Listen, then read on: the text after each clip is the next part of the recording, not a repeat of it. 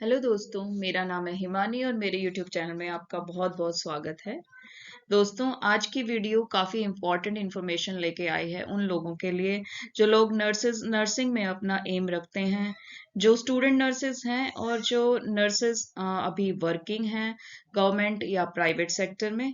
और उन लोगों के लिए भी जो लोग अपना करियर अब्रॉड जाके बनाना चाहते हैं या फिर नर्सिंग के थ्रू से अब्रॉड शिफ्ट होना चाहते हैं। तो दोस्तों, बने रहिए मेरी वीडियो में और जानिए कौन कौन से फैक्टर्स हैं जो आपके बाहर जाने को लेके अफेक्ट कर सकते हैं और आप अपना डिसीजन कैसे बना सकते हैं। चलिए दोस्तों, शुरू करते हैं आज की वीडियो।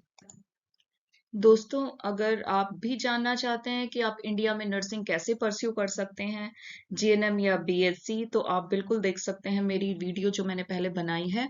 उसका लिंक मैं डिस्क्रिप्शन बॉक्स में दे दूंगी। और जो भी लोग एस्पिरेंट हैं बाहर जाने के लिए नर्सिंग करने के बाद, वो लोग कमेंट करके बता सकते हैं कि आप किस कंट्री को हेड कर रहे हैं, ताकि मैं उसके लिए एक वीडियो तैयार करके आपको आपके सामने ला सकूं। और अपने क्वेश्चंस को आप कमेंट बॉक्स में ज़रूर डालिए। इसके अलावा प्लीज़ मेरे चैनल को सब्सक्राइब कीजिए आगे आने वाली वीडियोस देखने के लिए नर्सिंग फील्ड में।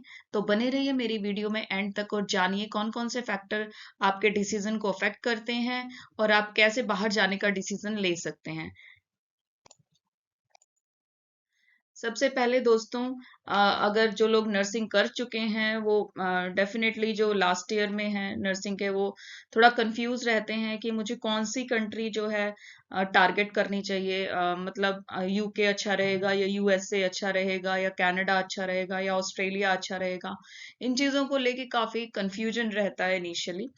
तो अगर आप भी कंफ्यूज्ड हैं तो चलिए जान लीजिए कौन कौन से फैक्टर हैं जो हर कंट्री को, जो आपको कंट्री डिसाइड करने में काफी अच्छी इंफॉर्मेशन देंगे। और आप उसके बाद डिसाइड कर पाएंगे एंड ऑफ द वीडियो कि आपको किस कंट्री में जाना चाहिए और किस कंट्री को टारगेट करना चाहिए। फ्रेंड्स, आपको पता ही होगा, मोस्टली जो लोग बाहर जाकर अपना करियर बनाना चाहते हैं या नर्सिंग बाहर करना चाहते हैं, तो वो जो कैंडिडेट्स होते हैं वो नर्सिंग में इजीलिए ज्वाइन करते हैं कि एक जाने का एक इजी वे मिल जाता है अब्रॉड जाने का और सेटल होने का। उसके बाद आप फैमिली को भी इजीली वहां पे सेटल कर सकते हैं। तो कुछ लोग तो नर्सिंग में इसीलिए ज्वाइन करते हैं कि वो इजी स्टेप से बाहर निकल जाएं। तो ये एक फैक्टर होता है। दूसरा, हमारे पास कुछ एस्पिरेंट्स ऐसे होते हैं नर्सिंग के जो नर्सिंग इंडिया में करना चाहते हैं और सेटल अब्रॉड में होना चाहते हैं। तो ऐसे लोग भी हैं।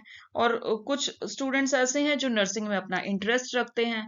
तो उन्हें भी जानने की जरूरत है कि आप इंडिया में नर्सिंग जॉब में जॉब करें या फिर बाहर नर्सिंग में जॉब करें। इसको डिसाइड करने के लिए ये सारे जो इंपॉर्टेंट फैक्टर्स मैं बताने जा रही हूँ वो बड़ी हेल्प करने वाले हैं आपके। तो आप पेन एंड कॉपी लेके भी बैठ सकते हैं और ये चीजें जोट डाउन कर लीजिए, ताकि एंड ऑफ द डे आप इन सब चीजों को अलग अलग पॉइंट्स दे दीजिए। मान लो आप 10 में से नंबर देना चाहते हैं गवर्नमेंट जॉब प्राइवेट जॉब को, तो जो फर्स्ट फैक्टर है हमारा, तो उसको आप हर फैक्टर को पॉइंट्स देते जाइए। लास्ट में आप इन पॉइंट्स को ऐड करके देखिए कि आपको कितना वेटेज मिल रहा है हर पॉइंट्स का, और कितना अफेक्ट कर रहे हैं आपकी लाइफ को ये चीजें। तो स्टार्ट करने से पहले मैं ये बता देना चाहती हूँ कि एंड ऑफ द वीडियो ये डिसीजन आपका ही रहेगा कि आप जाना चाहें या नहीं। लेकिन ये पॉइंट्स जो हैं आपका डिसीजन मेकिंग में बहुत हेल्प करने वाले हैं। तो दोस्तों, फर्स्ट पॉइंट हमारा आ जाता है प्रेजेंट जॉब कौन सी है आपकी। अगर आपके पास गवर्नमेंट जॉब है तो डेफिनेटली उसकी एक हाई वेटेज रहती है देन की प्राइवेट जॉब। प्राइवेट जॉब में ना तो जॉब सिक्योरिटी होती है, ना तो अच्छी सैलरी होती है, और ना ही आपको स्टेबिलिटी मिलती है। वहीं अगर गवर्नमेंट जॉब की बात करें तो आजकल जो गवर्नमेंट ऑफ इंडिया ने नर्सिंग की सैलरी, एक अच्छी सैलरी देती है जो 60 से 70 से स्टार्टिंग होती, 1000 से स्टार्टिंग होती है। और वो एक मतलब after some time you will get lakh plus. तो आप अगर सैलरी की बात करें तो उसमें भी गवर्नमेंट जॉब अच्छी है। स्टेबिलिटी की बात करें तो उसके लिए भी अच्छी है, और जॉब सिक्योरिटी भी गवर्नमेंट जॉब देती है। तो गवर्नमेंट जॉब में अगर आप हैं तो आपको ज्यादा सोचने की जरूरत है, क्योंकि अगर आप बाहर जाके जॉब करेंगे तो ये चीजें थोड़ी कम हो जाती हैं आपके पास। आप डेफिनेटली जो अब्रॉड में जो भी आप कंट्री डिसाइड करेंगे, उसमें जाके आपको अगर गवर्नमेंट जॉब मिलती है तो वहां भी इतनी अच्छी स्टेबिलिटी नहीं होती है। आप करें, लेकिन इंडिया में जो गवर्नमेंट जॉब की जॉब स्टेबिलिटी है वो कहीं ज्यादा है अब्रॉड से। अगर आप एज की बात करें, जो सेकंड फैक्टर है हमारा, तो अगर आपकी एक एज जो मैं लेती हूँ वो अगर ट्वेंटीज से लेट ट्वेंटीज और अर्ली थर्टीज में है, तो ये आपका बेस्ट टाइम है अब्रॉड शिफ्ट होने का, रादर देन आप 30+ या 40 में जाएं। तो फिर आपको डिसाइड करना होगा कि आपकी एज कितनी है अभी और आप कितने स्ट्रगल आगे करने के लिए तैयार हैं। यूजुअली क्या होता है, हम यंगस्टर्स जब होते हैं तो काफी हमारे अंदर कैपेबिलिटी होती है कि हम बाहर जाके स्ट्रगल कर पाएं और अपने आप को एस्टैब्लिश कर पाएं। जब वहीं अब अगर अगर आप बात करेंगे कि अगर आप 35+ या 40 की एज में हैं, तो आप नई चीजों के लिए काफी कम रुझान रखते हैं और काफी कम आप एक्सेप्ट करते हैं उन चीजों को। तो एक स्ट्रगलिंग फैक्टर थोड़ा सा कम हो जाता है इस एज में। तो अगर आपकी एज 35+ से 40 के बीच है, तो वहां पे जो है ना, आपका डिसीजन मेकिंग में थोड़ा सा कंफ्यूजन होता है। और मैं यही बोलूंगी कि आप पहले डिसाइड कीजिए कि आपका बाहर जाना कितना इम्पोर्टेंट है और अपनी एज उसके अकॉर्डिंग आप देखिए। नेक्स्ट हमारे पास आ जाती है सैलरी। तो सैलरी के मामले में देखिए, गवर्नमेंट जॉब आजकल इंडियन गवर्नमेंट एक अच्छी सैलरी दे रही है, नो डाउट्स कि वो नर्सेस को काफी अच्छी सैलरी दे रही है। और देन की प्राइवेट जॉब, अगर आपकी प्राइवेट जॉब है तो एक आंख बंद करके आप बाहर शिफ्ट हो सकते हैं। बट वहीं अगर आपकी गवर्नमेंट जॉब है तो आपको कंपैरिजन करना ही पड़ेगा कि आप किस फैक्टर को ज्यादा इंपॉर्टेंस देते हैं। अगर आप सैलरी को इंपॉर्टेंस देते हैं तो इंडिया में भी अच्छी सैलरी आजकल मिल रही है, क्योंकि इतना एक्सपेंस नहीं है जितनी सैलरी मिल रही है। वहीं अगर आप बाहर जाके देखेंगे अब्रॉड में, तो आपको जितनी सैलरी मिल रही होगी वहां definitely salary will be in lakhs. मतलब आपको 2 से 3 लाख यूके में जैसे मिलता है। फिर हमारा आयरलैंड में भी सिमिलर सैलरी होती है। बट कनाडा और यूएस की बात करें तो वहाँ काफी ज्यादा सैलरी होती है। बट उनके साथ ना उनका एक्सपेंसेस भी उतने ही ज्यादा होते हैं। तो आपको कंपैरिजन करना होगा कि वहां पे कितने एक्सपेंसेस हैं, और सैलरी के हिसाब से अगर देखा जाए तो इंडिया भी एक अच्छी कंट्री है नर्सेज के लिए। दोस्तों, नेक्स्ट फैक्टर हमारा है क्लाइमेट। अब क्लाइमेट आपको जिस कंट्री में जाना है, अगर आपको सूट कर रहा है तो आप इस फैक्टर को इम्पोर्टेंस दें। क्योंकि अगर आपकी हेल्थ कंडीशंस उस क्लाइमेट को लेके बिगड़ जाती हैं तो वहां पे सेटलमेंट में काफी प्रॉब्लम आती हैं। इसलिए मैंने एज फैक्टर पहले बता दिया है कि एज फैक्टर काफी इंपॉर्टेंट जो है ना भूमिका निभा रहा है बाहर जाने के लिए। अगर आपकी एज टुवर्ड्स 40 जा रही है, तो जो क्लाइमेटिक कंडीशंस है वो आपको सूट कर रही है नहीं कर रही है, आपको काफी अटेंशन पे करनी होगी उसकी तरफ। फैमिली ऑफ कोर्स, अगर आप मैरिड हैं, अगर आपके बच्चे हैं, तो बाहर जाने की सोचने के लिए आपको काफी सारी चीजों को कॉम्प्रोमाइज भी करना पड़ेगा। क्योंकि बाहर जाने के बाद अगर आपका स्पाउस अर्निंग नहीं है तो आपको काफी ज्यादा स्ट्रगल करना पड़ेगा, क्योंकि सारी चीजें आप ही के ऊपर होंगी। आपको बच्चों को भी संभालना है, आपको स्पाउस अगर वर्किंग नहीं है उनको भी देखना है। तो इकोनॉमिकली और डेफिनेटली एक फैमिली रिस्पॉन्सिबिलिटी आपको साथ लेकर जाना पड़ेगा, और वहां पे भी आप वर्क और फैमिली लाइफ को बहुत ही स्ट्रगल होगा आपको मैनेज करने के लिए। तो आप ये भी देखना पड़ेगा आपकी फैमिली के किस स्टेज पे हैं। अगर आप सिंगल हैं तो डेफिनेटली बहुत ही इजी हो जाएगा, तो ये ब्रिलियंट टाइम है कि आप अब्रॉड की तरफ जाना चाहते हैं तो शिफ्ट कीजिए। वहीं आपके पास अगर फैमिली है तो फिर आपको ये फैक्टर इंपॉर्टेंट है, आपको देखना पड़ेगा। नेक्स्ट आ जाता है आपका एक्सपेंस। तो जिस भी कंट्री में जा रहे हैं आप उसकी अर्निंग और एक्सपेंस को देख के जाइए। अगर आप यूके जा रहे हैं तो कंट्री बहुत ही एक्सपेंसिव है। अगर आप लंदन में शिफ्ट हो रहे हैं वहां पे, तो वो और पेरीफ्री से ज्यादा एक्सपेंसिव है।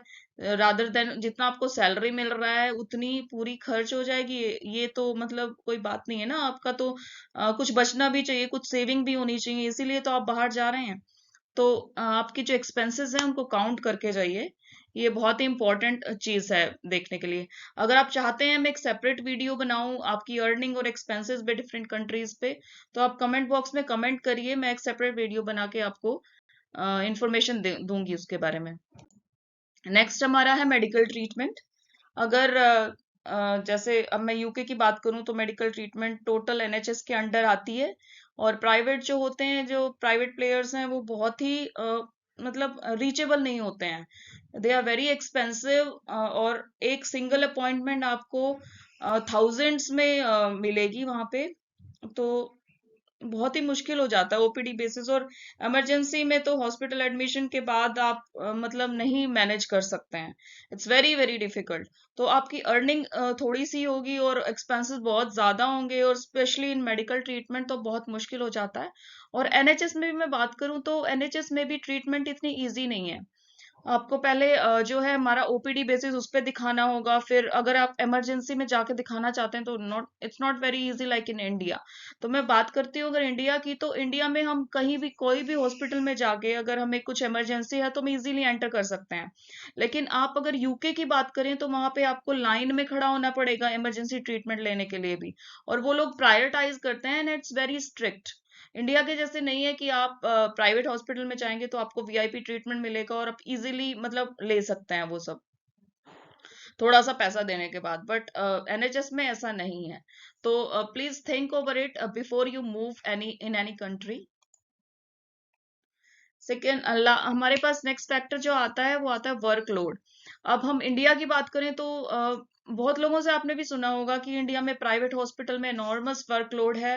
मतलब आप नाइट शिफ्ट में फुल नाइट आप वर्क करते हैं and you don't have time to have a single nap. तो ये बहुत बड़ी चीज हो जाती है दोस्तों, क्योंकि देखो वर्कलोड जितना ज्यादा होगा हम उतने स्ट्रेस्ड होंगे। और स्पेशली जो लॉन्ग शिफ्ट्स होती हैं, जैसे नाइट शिफ्ट की बात करें जो 12 घंटे की होती है, अगर आप उसमें आपको 1 घंटा आपके डिनर या रेस्ट करने के लिए नहीं मिल रहा है और उसमें भी आप स्ट्रेस्ड हैं, और तो बहुत ही मुश्किल हो जाती है वो नाइट शिफ्ट बितानी। तो अगर हम इंडिया की बात करें तो मैं बता सकती हूँ कि इंडिया में एक नाइट शिफ्ट को में काफी आपको टाइम मिल जाएगा रेस्ट करने के लिए, अगर वार्ड उस टाइम ज्यादा बिजी नहीं है तो। Unlike the days when wards are very busy. But अगर आपका नॉर्मल डे है तो आपको इजीली डिनर का नैप लेने का भी टाइम मिल जाता है। आप अपने फ्रेंड्स के साथ एडजस्ट करके अपनी शिफ्ट को ये सब मतलब अपने आप को डी स्ट्रेस कर सकते हैं उस टाइम के लिए। बट अगर हम बात करें ब्रॉड की, तो हमारी जो शिफ्ट होती हैं अगर वो 12 आवर्स की हैं तो बहुत ही कम टाइम मिलता है हमें हमें हमारे ब्रेक्स मिलेंगे केवल, जैसे 2 या 3 ब्रेक्स मिलते हैं हाफ ऑफ आवर के। तो उसमें भी आप मतलब इतना रेस्ट नहीं कर पाएंगे या रिलैक्स नहीं कर पाएंगे। और वो भी जो रेस्ट टाइम मिलता है वो हमारे पास नॉन पेड होता है, उसमें आपको सैलरी या पेमेंट नहीं मिलती है। तो यार इंडिया से कंपेयर करें तो डेफिनेटली वो बहुत स्ट्रिक्ट आवर्स होते हैं हमारे वर्किंग के। और मतलब आपको ये सब चीजें देख के ही डिसाइड करना है कि आप रेडी हो या नहीं उस स्ट्रगल को फेस करने के लिए।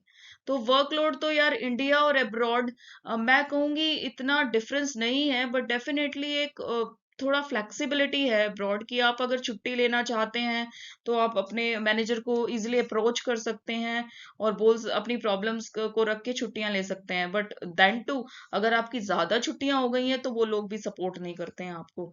सो बी केयरफुल अबाउट इट। अब मैं लास्ट फैक्टर जो बहुत ही इंपॉर्टेंट है वो है हमारा स्ट्रगल एंड ग्रोथ।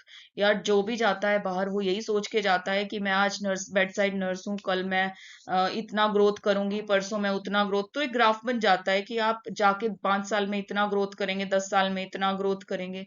तो ये सोच के जाना है कि आपने स्ट्रगल करना है और आप तभी ग्रोथ करेंगे। ऐसा नहीं है कि आप चाहते हैं कि अब मैं तो 2 एग्जाम लिखूंगा, मैं बाहर चला जाऊंगा और मैं आराम से ग्रोथ कर पाऊंगा। यार स्ट्रगल वहां भी है। So be careful while you choose any country और while you choose your career. तो अगर आप इन फैक्टर्स को ध्यान में रख के आप अपना डिसीजन लीजिए अब्रॉड जाने के लिए। और इन केस आपको आपने डिसाइड कर लिया है कि आपको किस कंट्री में जाना है, उसके बारे में आप कुछ इन्फॉर्मेशन लेना चाहते हैं, तो प्लीज मेरे को कमेंट करिए, मैं उसके लिए सेपरेट वीडियो बनाऊंगी। मेरे चैनल को सब्सक्राइब कर दीजिए आने वाली वीडियोस देखने के लिए और बेल आइकन दबा दीजिए। अगर मेरी वीडियो पसंद आई आपको तो लाइक कीजिए, कमेंट कीजिए एंड शेयर कीजिए। Thank you so much for watching guys.